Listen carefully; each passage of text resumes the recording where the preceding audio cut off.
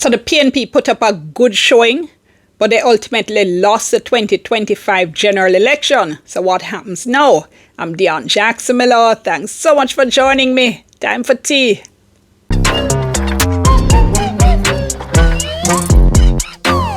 So at this point, the PNP has 28 seats. That's because the Central Kingston seat that had initially, after the preliminary count, it had been called for the PNP Steve McGregor. It's now been called for the JLP's Donovan Williams after the final count. So this is 4 seats short of the 32 seats that the PNP needed to win the general election.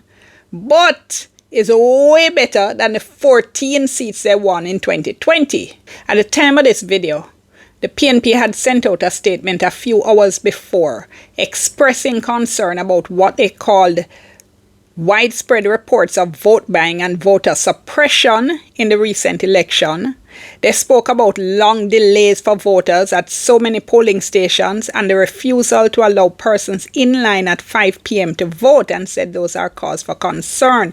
Let me stick a pin here to say that Jamaica's local election watchdog group CAFE, Citizens Action for Free and Fair Elections, had put out a statement after the election, and they raised this concern. They said in most cases there weren't any major problems, but they did say one thing that I found alarming. They said in 21% of the polling stations reporting, meaning where they had cafe observers, they said persons in line at the close of poll at 5 p.m. were not allowed to vote. They said on the surface, this is against the law, but they said they'll need to investigate each case individually to establish whether there was a breach.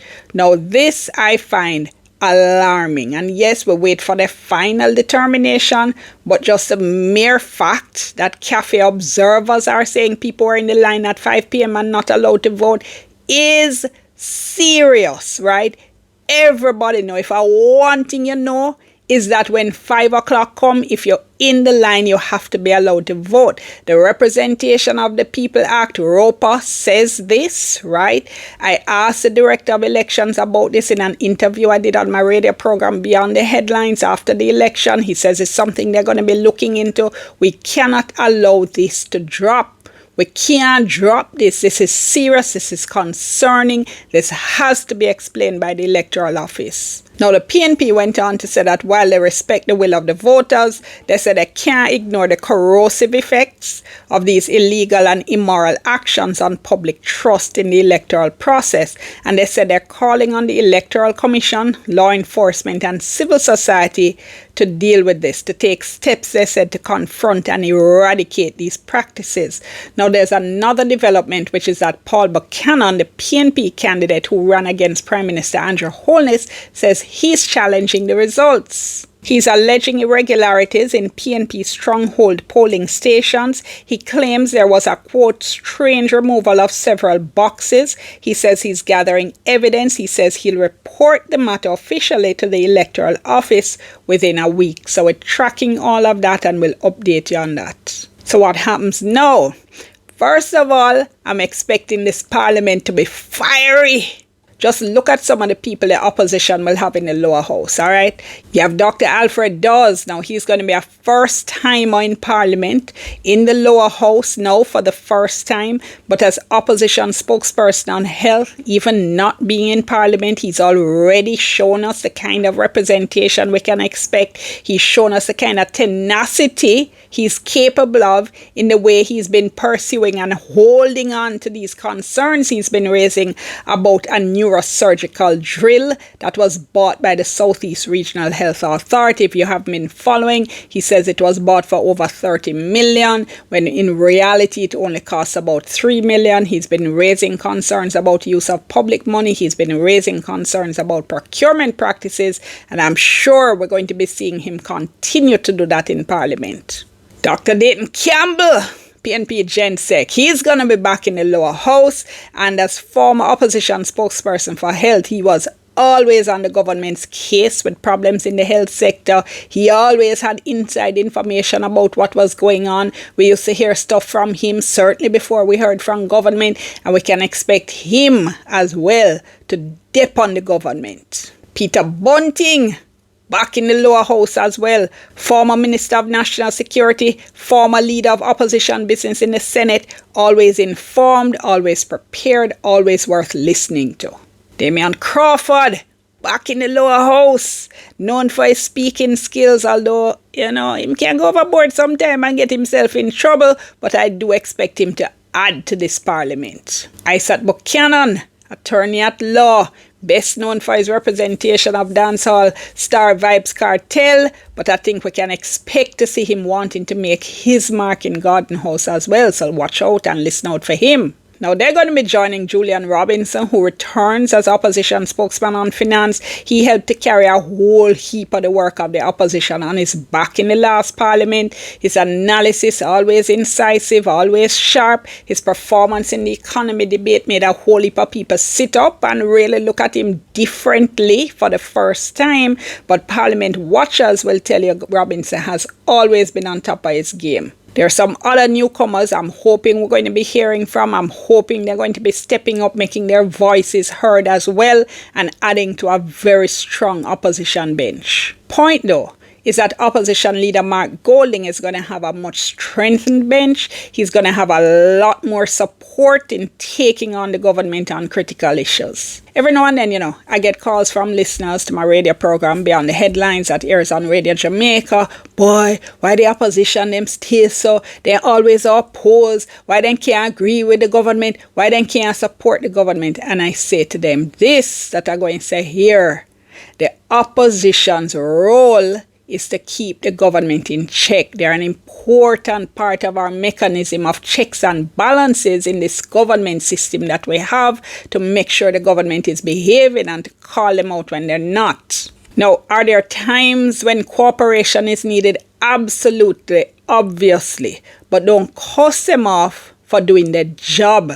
Alright, so having said all of that now, what about Mark Golding himself? Now, first of all, remember where he's taken the PNP from. From 14 seats in a JLP landslide victory in 2020 to now 28 seats and within arm's length of having won this election. Also, the PNP put up a really good performance in the 2024 local government elections. There's no question that Golding has performed well. There's no question that he's deserved to stay in place as leader. But should he step aside anyway? Now, to a large extent, this is going to be dependent on him.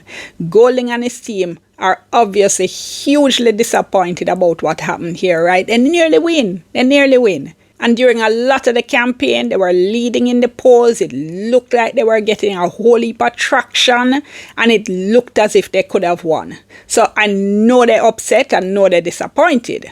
So they're going to be out of bush again during this parliamentary term, and it could be a long time till the next election, which is due in 2030. Even saying it sounds far, right? A whole nother decade now. We're talking about the 30s. They like to say a day is a long time in politics, so 5 years must be an eternity. JLP General Secretary Dr. Horace Chang told me in a radio interview that he doesn't plan to continue as General Secretary and lead the party in any more elections. He also says he plans to step down as MP during this term.